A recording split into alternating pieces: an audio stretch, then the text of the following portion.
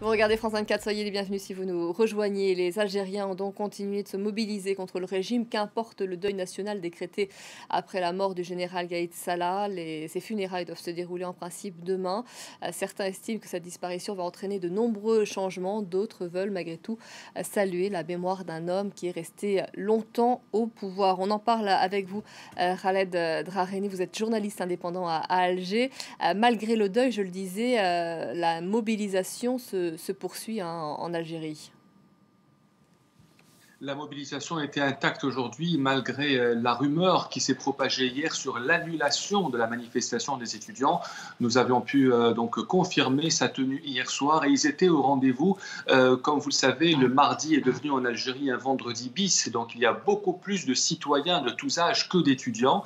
Et la manifestation était bel et bien au rendez-vous à la place des Martyrs. Il n'y avait évidemment pas de slogan hostile à Ahmed Gaïd Salah puisqu'il est décédé, mais il y avait les slogans habituels, État civil et non militaire, pas de reconnaissance du président Abdelmadjid Tebboune, en plus des slogans qui réclament la liberté et la démocratie, ainsi que la libération des détenus politiques.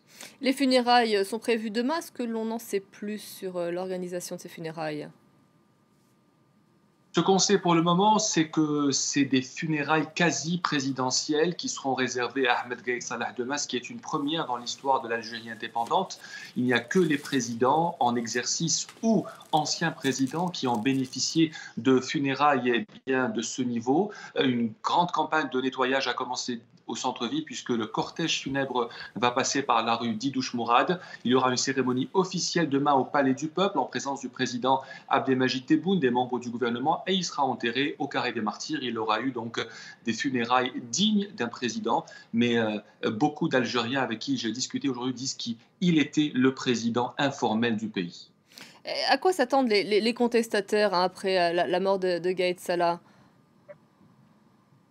C'est la grande question qui se pose aujourd'hui. On est certainement face à un remodelage du paysage politique algérien. Il y a un nouveau chef d'état-major qui, je dois le rappeler, est juste intérimaire. Donc on ne sait pas s'il sera confirmé ou si le président Tebboune nommera un autre chef d'état-major sur proposition évidemment de l'état-major algérien.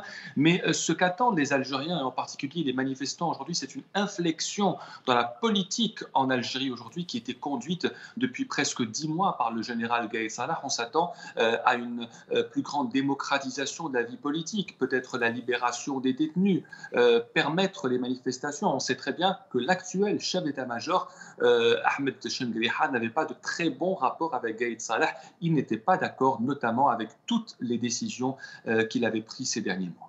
Je vous remercie beaucoup, Khaled Draheni, pour ces éléments.